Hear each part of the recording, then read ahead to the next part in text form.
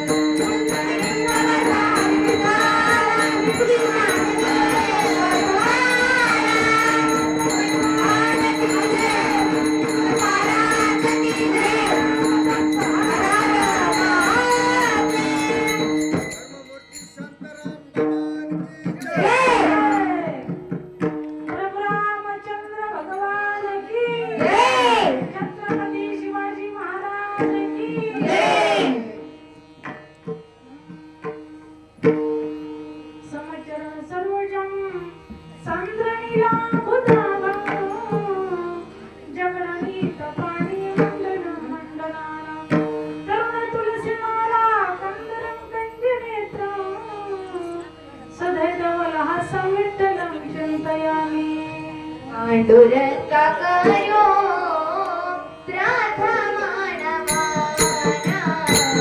पांडुरंगा करो प्रार्थना नमना पांडुरंगा करो प्रार्थना नमना पांडुरंगा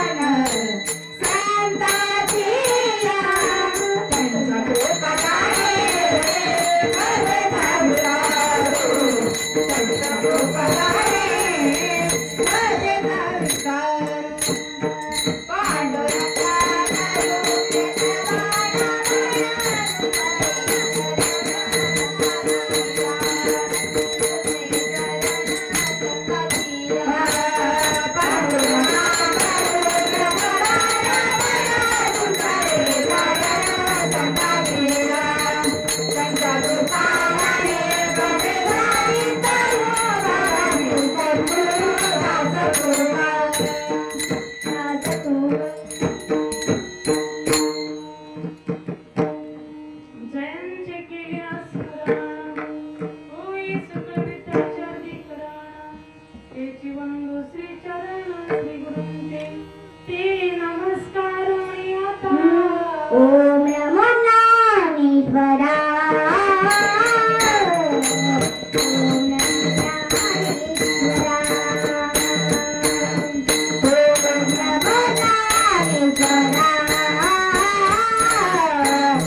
ओम नमो ज्ञानेश्वरा ओम नमो ज्ञानेश्वरा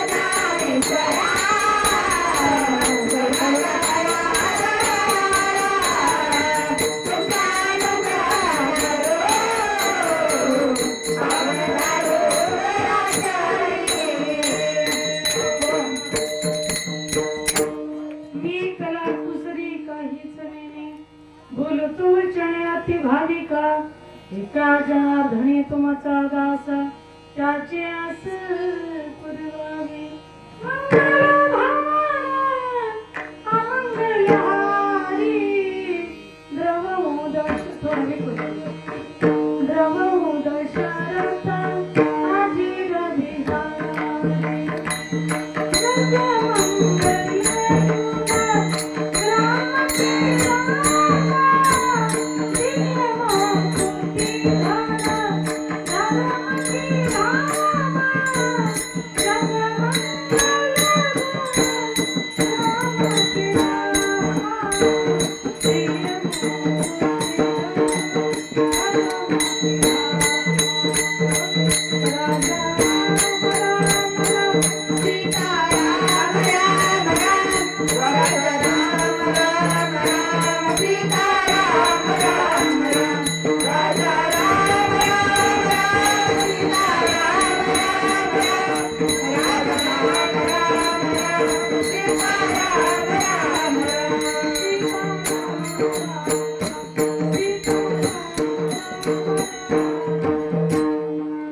जगमंगल गुणग्राम किरामा दे मुक्ती धन धर्म की धामा पिंड पदावरी दिला फुले करी माझे झाले गयावर जना पितले पितरांचे डोळा प्रस्तुत कीर्तनरूपी सेवेकरिता निवडलेला अभंग जगमान्य संत मान्य ईश्वर मान्य जगतांचे गुरु पाचवा वेद निर्माते महाराष्ट्र भूषण वैराग्याचे मूर्तिमंत पुत्र जगद्गुरु तुकोबराय यांचा या ठिकाणी 4 चरणाचा सेवेकरिता निवडलेला अभंग आहे विठ्ठल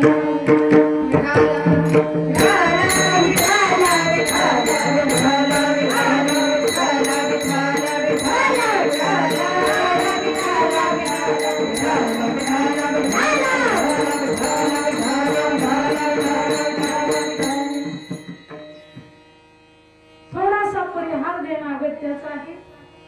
कैलासवासी कमलबाई शेषनाथ लंगडे यांचं प्रथम पुण्य स्मरण आहे.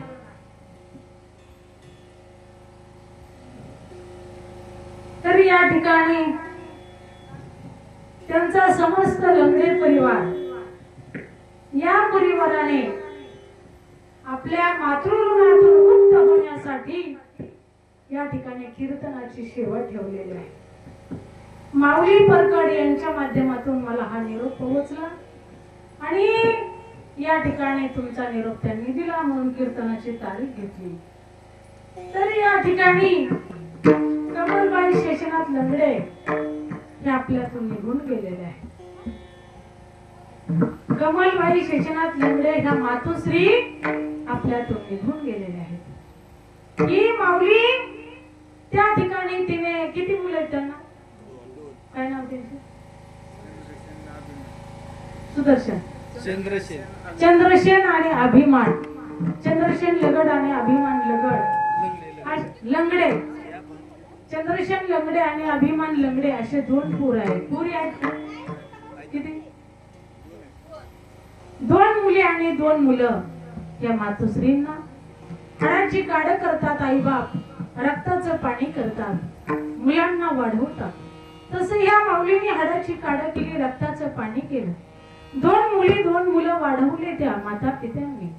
त्या माता आपल्यातून निघून गेलेल्या आहेत. एक माता निघून गेल्याच्या नंतर आईचं छत्र हरवल्यानंतर किती कठीण असतं. म्हातारपणी म्हणतात त्या ठिकाणी याला मरण काय येईना. पण काही काही पुत्र असे की कुळीकन्या पुत्र होती जे सात्विक, तयाचा हरिक वाटे देव. या मुलांनी आपल्या आईच्या ऋणातून मुक्त होण्यासाठी कीर्तनाची सेवा ठेवली, ज्ञानदानाची सेवा ठेवली. खरोखर या मुलांना धन्यता द्यावा तेवढी थोडी आहे. कारण ते महाराज सांगतात चार प्रकारचं ऋण असतं. मातृऋण, पितृऋण, देवऋण आणि ऋषी ऋण. की प्रत्येक माणसाच्या जीवनामध्ये ह्या ऋणातून मुक्त होण्यासाठी काही ना काही प्रयत्न केला पाहिजे. नामस्मरण हे रामबाण आहे. सगळ्यात देवाचं कीर्तन भजन करणं हे सगळ्यात श्रेष्ठ आहे. म्हणून या ठिकाणी या मुलांनी हा निर्णय घेतला. माऊलीच्या आपल्या मातोश्रीच्या वर्ष श्राद्धानिमित्त कीर्तन ठेवायलाच पाहिजे. कारण त्या आईने आपल्यासाठी काय केलेलं नसतं. महाराज सांगतात आईने एवढे कष्ट घेतलेले असतात, एवढे कष्ट घेतलेले असतात, त्या कष्टाची सीमा नाही. त्या आईचं एवढं प्रेम असतं, एवढं प्रेम असतं की त्या प्रेमाचं मोजमाप करता आलं नाही. किंबहुना धनुर्धरा जो मातेची उदरा, तो मातेचा सोयरा की तुला पा. त्या माऊलीचं किती प्रेम असतं. महाराज लेकराच्या जर असं पायाला काटा मोडला ताईच्या डोळ्यातच पाणी येतं. हो, जन्म दिला आईने मला, उपकार मोठा झाला. जन्म दिला आईने मला, उपकार मोठा झाला. जन्म दिला आईने मला, उपकार मोठा झाला. जन्म दिला आईने मला, उपकार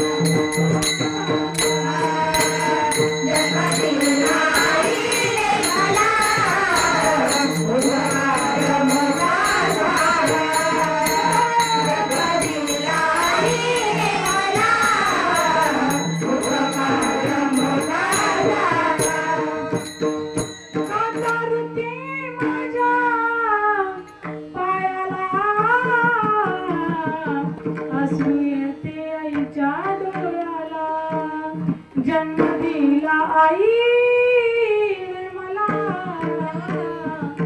उपकार मोठा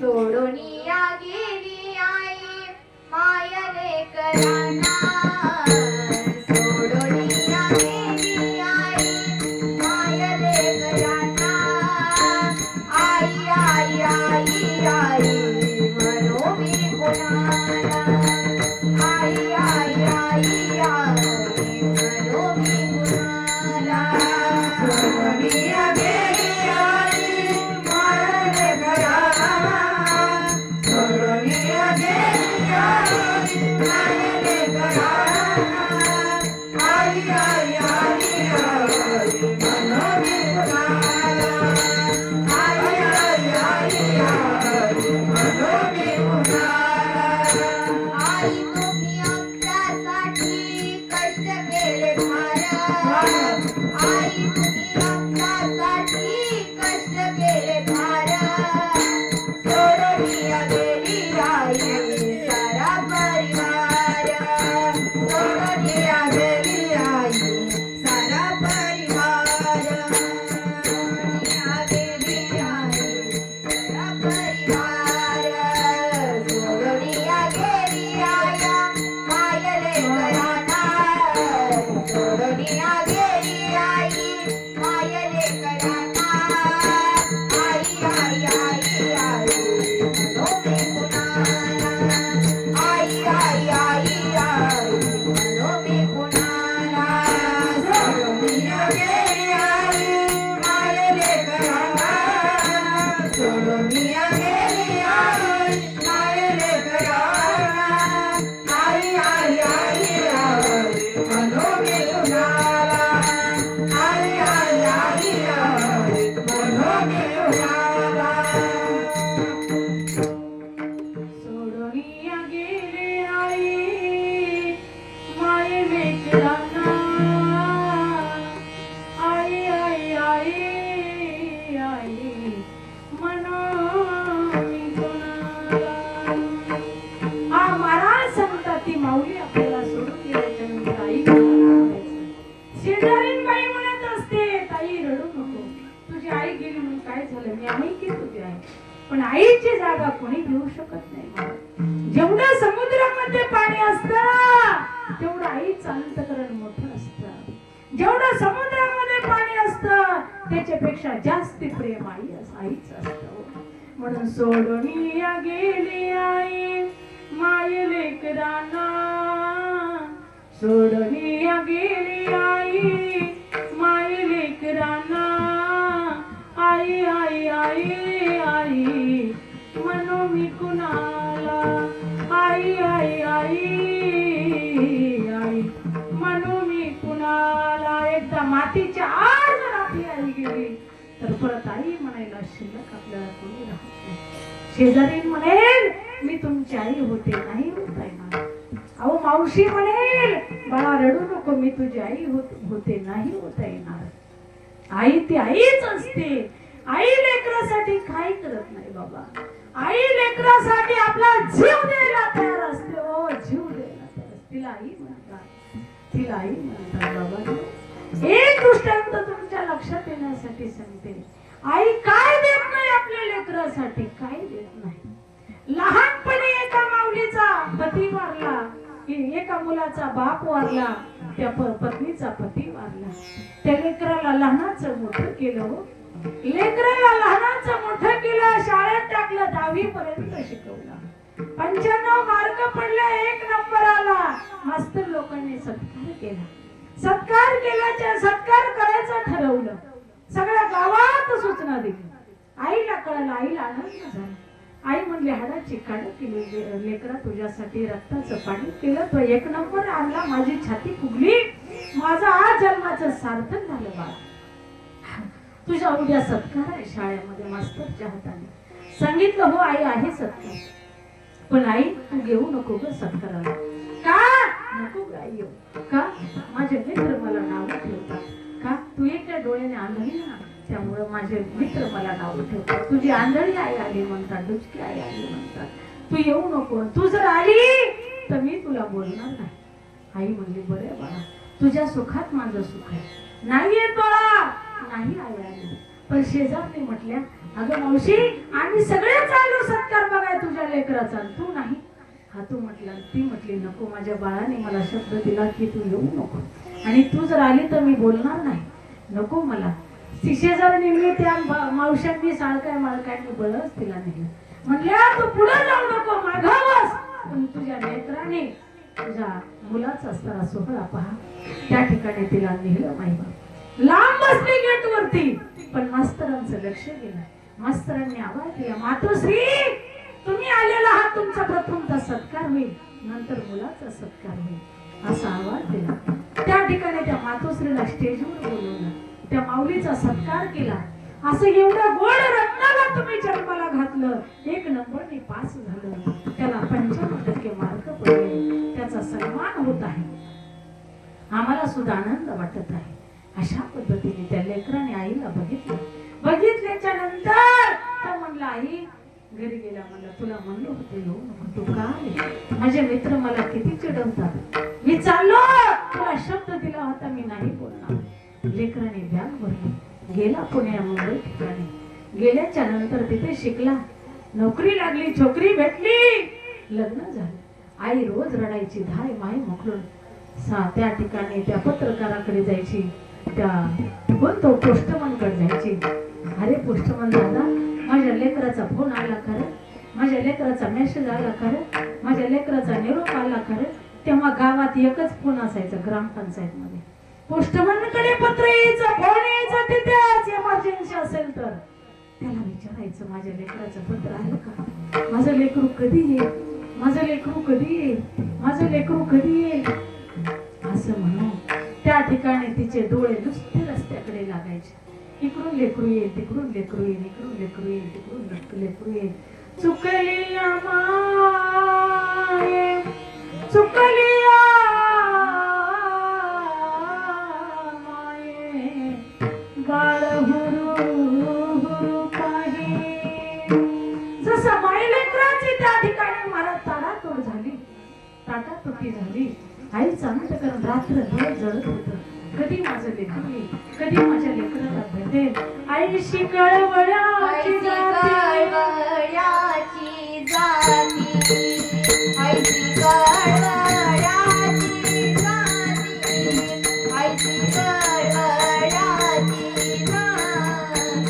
आईची कळवळ्याची जाती, आईची कळवळ्याची जाती, आईची कळवळ्याची जाती,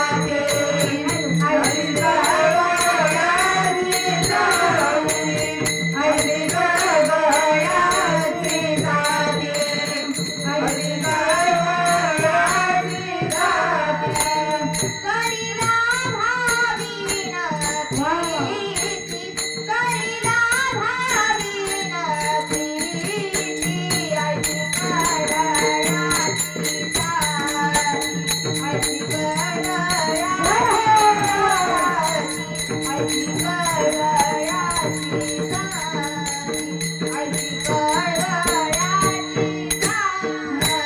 आईची कळवळ्याची जाती, आईची कळवळ्याची जाती, आईची कळवळ्याची जाती, आईची कळवळ्याची जाती. आईशी कळवळ्याची जाती, करीला भाविना प्रीती. बिना लावाचं प्रेम करणारी माझी आई, आणि ती आई या ठिकाणी खरोखर एवढं प्रेम तिचं असतं. ती म्हणली बाळा अशी वाट पाहायची, मनाला बोलायची, लेकरा एकदा मला माफ कर रे, एकदा माझ्याकडे येऊन जा रे, एकदा मला बघून जा रे. त्या ठिकाणी महाराज अशी आई वाट पाहत पाहत पाहत पाहत मरणाच्या दारात टिकली हो. एक दिवस शेजाऱ्याचा शिकलेला मुलगा बोलवला आणि सांगितलं माझं एक पत्र लिही मला, विविध पत्रास, कारण की माझा लाडका चिरंजीव बाळा, ज्या डोळ्यामुळे तू मला नाव ठेवत होता, ज्या डोळ्यामुळे तुला माझी लाज वाटत होती ना बेटा, तू जन्मला तेव्हा तुला डोळा नव्हता रे. डॉक्टरांनी सांगितलं ताई साहेब मुलगा झालाय तुम्हाला गोरा गोमटा आहे पण त्याला डोळा नाही. मी म्हणलं दादा डॉक्टर दादा माझा डोळा काढा माझ्या लेकराला बसवा.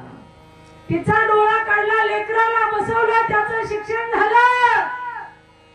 बाळा मी चालले रे आता माझा तुला शुभ आशीर्वाद आहे सुखी राहा असं म्हणून आईने प्राण सोडला. कशाला गेली आई तू स्वर्गाला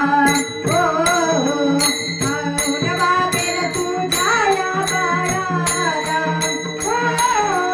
कशाला गेली आई तू स्वर्गाला कोण वागेल तुझ्या या बाळाला.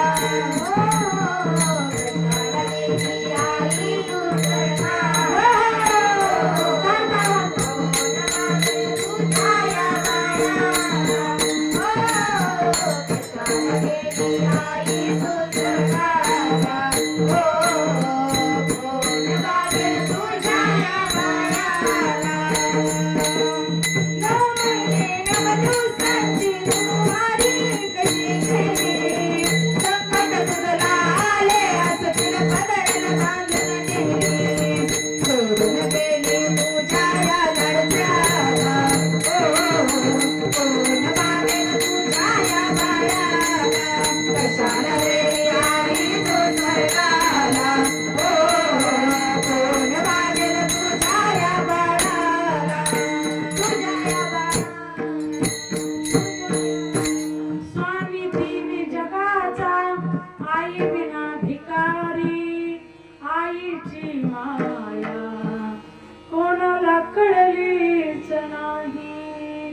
कशाला गेली आई तू स्वर्गाला कोण वागेल तुझ्या. हे आई तू कशाला लेकराला सोडून गेलीस ग.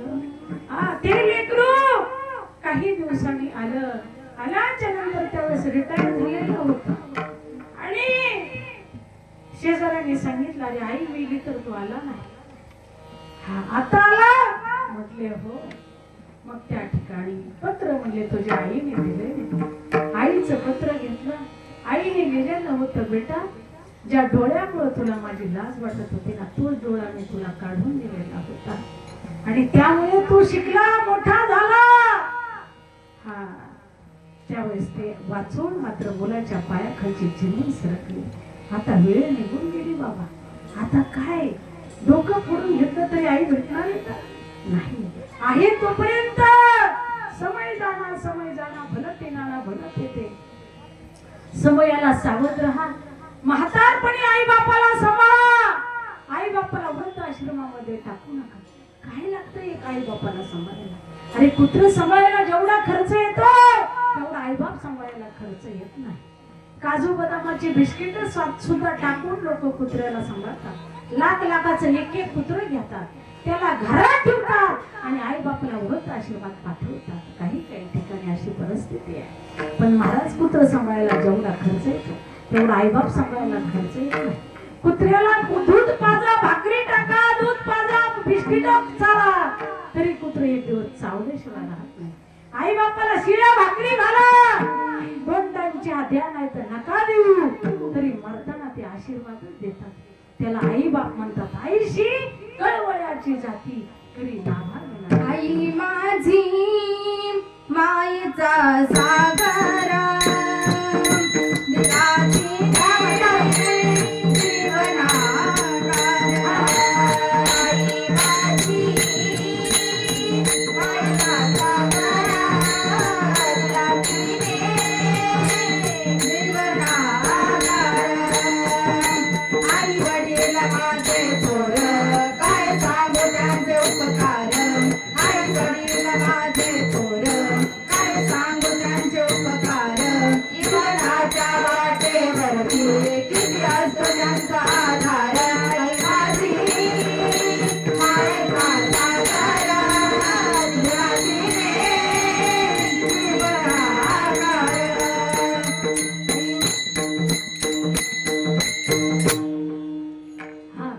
आई माझी मायेचा सागर दिला तिने जीवन आकार.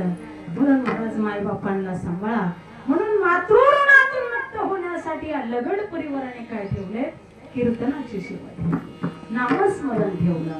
नामस्मरण म्हणजे पवित्र आहे, मंगल आहे, सर्व सकळ मंगलनिधी श्री विठ्ठलाचे नामादी मनकारे जना श्री विठ्ठलाचे नाम वाचे. ते देवाचं नामस्मरण घ्यायचं आणि त्या ठिकाणी आपण अशुद्ध हातीने सुद्धा पवित्र होतो. नामस्मरणाने देव वश होतो. नामस्मरणाने देव आपल्यावरती कृपा करतो. भावे गावे गीत शुद्ध करून या चित्त तुझं भाव आहे देव खरी हा सुद्धा.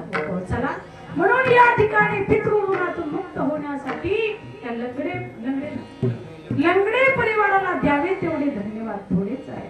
हा म्हणून महाराज सांगतात मातृऋण, पितृऋण, देवऋण, ऋषी ऋण अशा प्रकारचे 4 प्रकारचे ऋण आहेत. मातृऋण सगळ्यात श्रेष्ठ आहे. म्हणून त्या ठिकाणी महाराज त्या मातुश्रीला भावपूर्ण श्रद्धांजली समर्पित करते. हा म्हणून पिंड पदावरी दिला पुण्य करी माझे झाले गयावर जन फिटले पितरांची ऋण. हा ज्यावेळेस असले काही तीर्थयात्रे करू तीर्थेला चाललेले होते बघा. हा तुम्ही जातात का यात्रेला? कवा यायचं का? कुणाला यायचं असतं तर चला, जायचंय मला.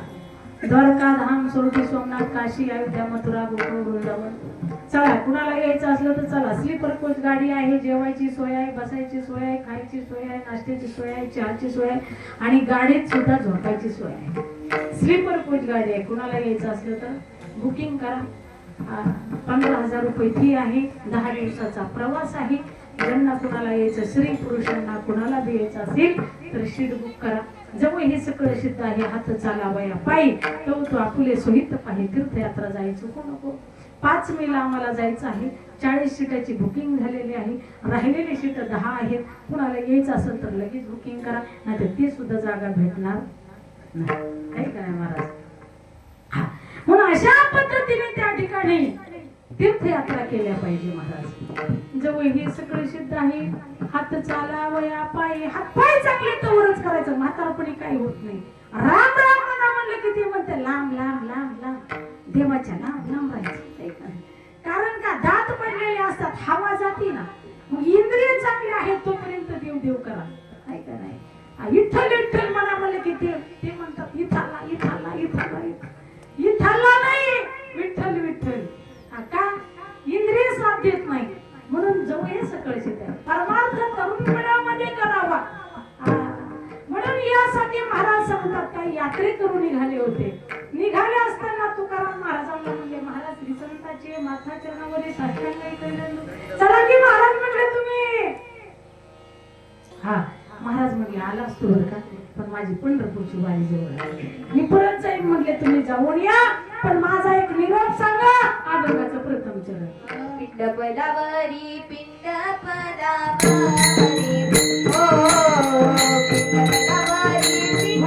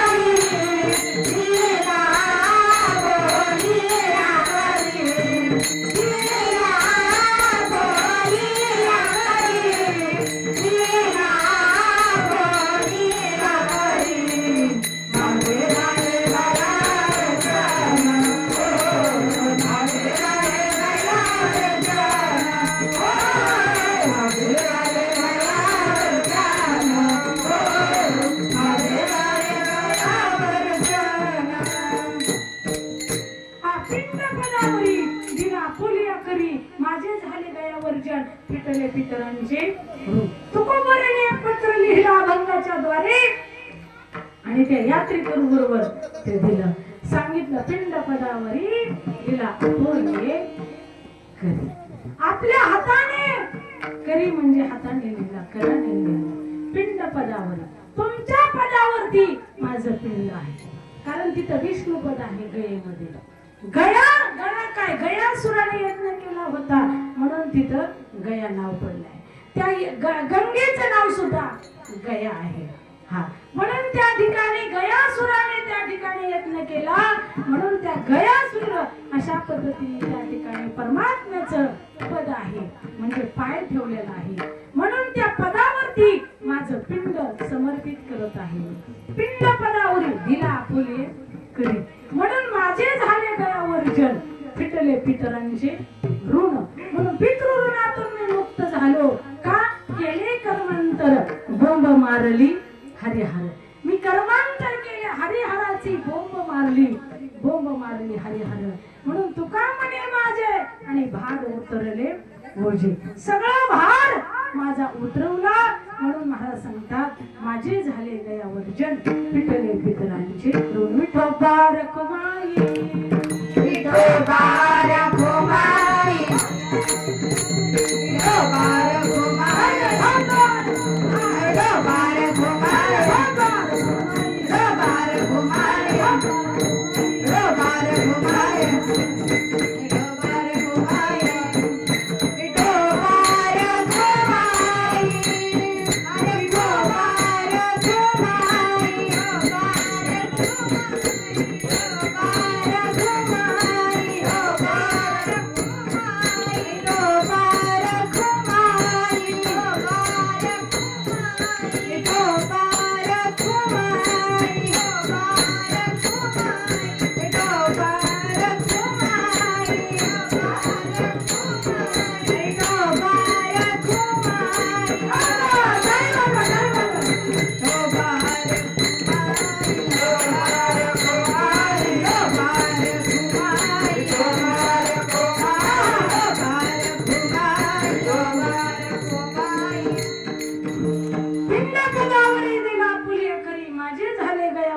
पिटले पितरांचे ऋण.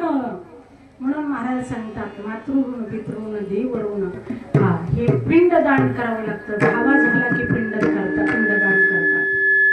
हा 13वा 14वा गंगा पूजन नंतर वर्ष श्राद्ध आहे का नाही. हे कुणी कुणी केले थोडक्यात मी तुम्हाला सांगणार आहे बघा. जास्ती वेळ तुमचा घेणार नाही. हा कारण पिंड कावळ्याने शिवल्याशिवाय ते पवित्र होत नाही. का तर तसं वरदान आहे कावळ्याला. कधी वरदान दिलेलं आहे ज्यावेळेस प्रभू रामचंद्र सीतामया वनवासामध्ये होते त्यावेळेस सीतामयाला प्रभू रामचंद्राने स्वतःच्या हाताने शृंगार केलेला होता. गोड असे असरे फुलांच्या माळा केल्या, फुलांचे कानातले केले, फुलांचे हातातले मनगटे केल्या, पायात घातले, गळ्यात घातले, कमरेला कंबरपटा सगळं फुलाचं बनवलं. सीतामाईला घातलं. सीतामाई अतिशय सुंदर आधीच परत अत्यंत सुंदर सीतामाई आदिमाई शक्ती दिसू लागल्याच्या नंतर इंद्रपुत्र जयंत हा तिथे आला आणि सीतामाईच्या पायाला टोच मारली, रक्त निघू लागलं. त्यावेळेस सीतामाई आरडली.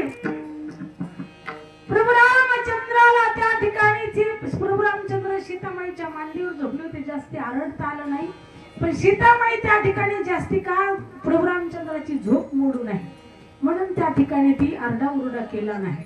पण प्रभू रामचंद्र त्या ठिकाणी तिला सहन होईना सीतामाईला. म्हणून हे देवा, हे प्रभू रामचंद्र, हे देवा रक्षा करे असं म्हणून आवाज आला. प्रभू रामचंद्र उठून बसले. म्हटले काय झालं सीते. तर जयंताने टोच मारल्यामुळे रक्त निघत होतं. त्यावेळेस सांगितलं प्रभू रामचंद्राने विचार केला हा दुस्साहस कोणी केला. त्यांच्या लक्षात आलं हा जयंत पुत्र कावळ्याच्या रूपामध्ये आलाय, त्यांनी हा दुस्साहस केलेला आहे ना.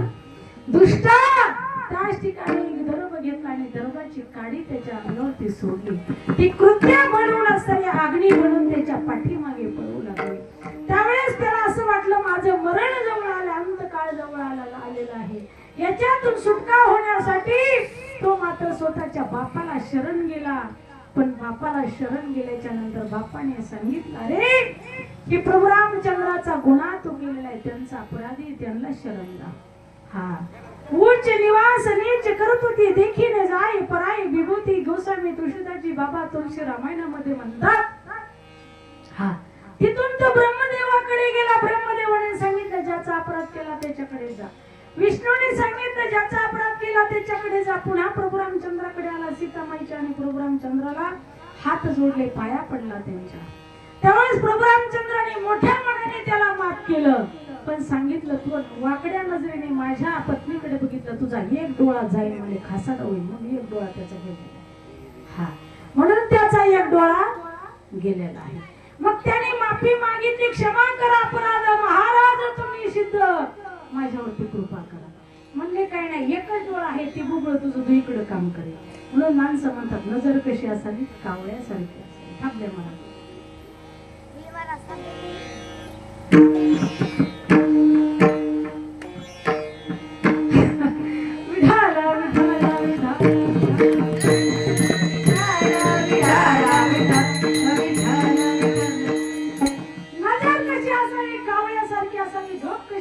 कुत्र्यासारखी असावी. आहे का नाही मला? चोर आल्याने पहिल्यांदा कुणाला कळतं? कुत्र्या. मग झोप कशी असावी? कुत्र्यासारखी असावी. हा कुत्रे भोकले की माणसं म्हणतात चोर आले का काय, लगेच शेजाऱ्यांना जाग करतात. तुमच्या गलीत काही कुत्रे भोकत आहेत काय, नाही चोर आले का काय. हा का तर कुत्रे भोकत. झोप असावी कुत्र्यासारखी. हा म्हणून त्या ठिकाणी अशा पद्धतीने तो शरण आला, माफ करा म्हणला. ठीक आहे म्हणले. हा पण म्हणले एक काम करा, म्हणले मला उशाप द्या. म्हटले काय नाही, कलियुगामध्ये तुला असं वरदान देतो. म्हटले दहाव्याला तू पिंडाला शिवल्याशिवाय आत्म्याचा उद्धार होणार. म्हणून कावळा शिवल्याशिवाय माणसं उठत. आमच्याकडे असेल, तुमच्याकडे तसंच आहे ना. आमच्याकडे मेल्यावर जाळतात, तुमच्याकडे तसंच आहे, सारखंच आहे. आपण एकाच तालुक्यात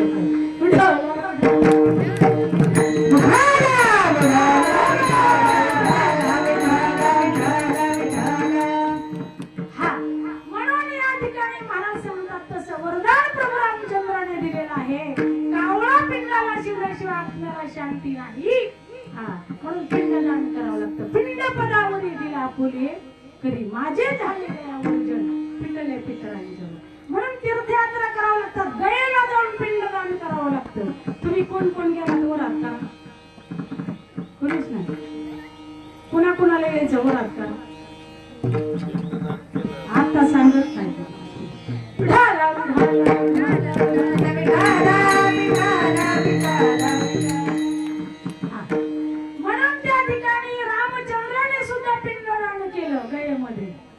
दशरथ राजा केले, दहाव्याला पिंडदान केलं. ब्राह्मणाला बोलवलं.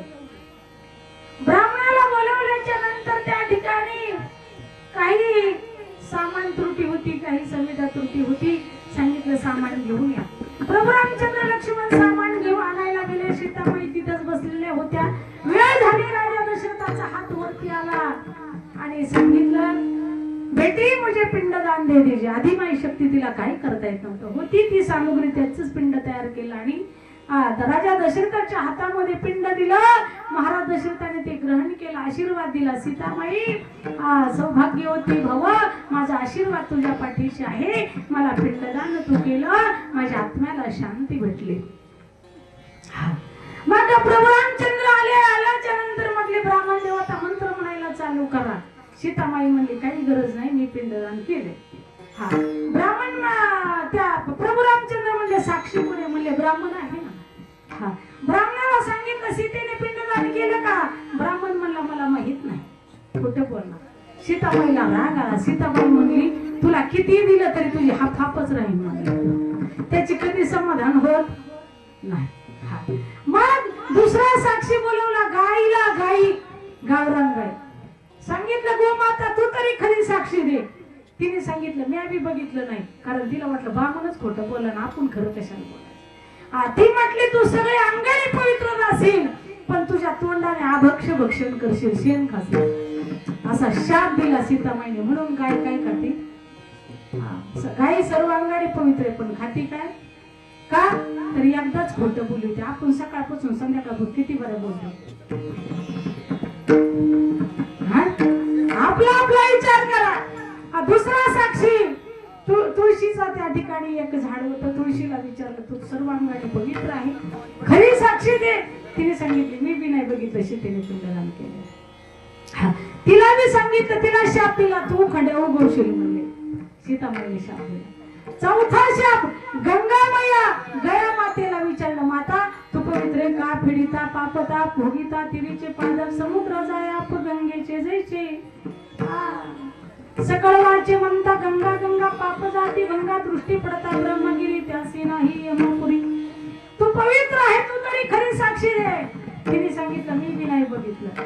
सीताबाईंनी शाप दिला, तू खोटं बोली ना, तुझ्या तोंडात किड पडते. आता मी पाणी जर वाळू सर केली की किड निघतात आणि तू असून दिसणार नाही, तेवढं कोरडच आहे आता बी. म्हणून त्या ठिकाणी तिने शाप दिला. वडाचं झाड होतं. त्या वडाच्या झाडाला विचारलं, तू तरी खरी साक्षी दे म्हणते देवा म्हणे. तो म्हणला, सीता माते मी खरी साक्षी देतो तुला. सगळे अस्त्र तुझ्या विरोधात गेले, मी तुझ्या बाजूने आहे. मग सांगितलं, प्रभू रामचंद्र मी साक्षी देतो, माझ्या देखात सीतामाईने पिंडदान केलं, राजा दशरथाने स्वीकारलं, मी छाती ठोक म्हणे तुम्हाला सांगतो. सीतामाईला आनंद झाला. सीतामाईने वरदान दिलं, तू अक्षय होशील, तुला कधीच मरण नाही. म्हणून वड कधी मरतो का? वडाचं झाड कधीच मरत नाही महाराज. कारण काय होतं, पहिलं खोड जरी कुजलं तरी दुसऱ्या पारंब्या तयार होतात, म्हणून त्याला मरण नाही. म्हणून त्याचं नाव अक्षयवट आहे. आता विदित आहे अक्षयवट. अक्षयवटाला प्रदक्षिणा केल्याशिवाय महिला येत नाही. कारण तुम्ही सुद्धा काय करतात, वट पौर्णिमेला वडाची पूजा करतात, प्रदक्षिणा करतात. किती? 7. का? एक बाई वडाच्या पौर्णिमे दिवशी निघाली, मस्त 10-5 हजाराची साडी घातली, अलंकार घातले, नटून खटून निघाली. पप्पेच्या बापाने हाताला धरलं, कुठं चालली पप्पेची माय? ती म्हणली, तुम्हाला कळत नाही का, वडाला चालली. वडाला कशामुळं? म्हणली 7 जन्म तूच भेटावं म्हणून. तेव्हा म्हणला, किती तू इमानदार आहे, मी दररोज तू दारू पिऊन येतो, तुला आणतो, तरी मलाच मागती का? ती म्हणली, मग त्या ठिकाणी गेल्याच्या नंतर त्या वडाची सेवा केली, आंब्याचा नैवेद्य दाखवला, पीठ मीठ डाळ ठेवलं, प्रदक्षिणा केली. माघारी आली. माघारी येताना वकिलाकडून वकील पत्रच घेऊन आले.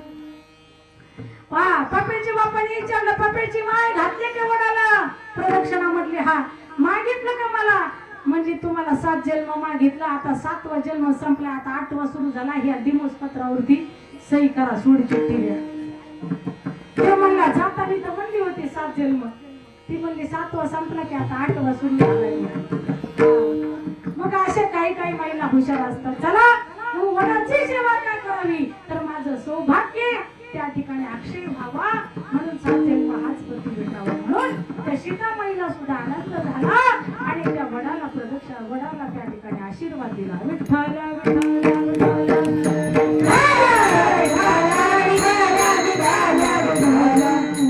म्हणून पिंड पदावरी दिला फुले करी, माझे झाले गयावर जण, फिटले पितरांचे ऋण, झाले केले कर्मांतर, बोंब मारले हरिहर, तुका म्हणे माझे आणि भार उतरले ओजन. तुका म्हणे माझे, तुका म्हणे तुका म्हणे माझे, तुका म्हणे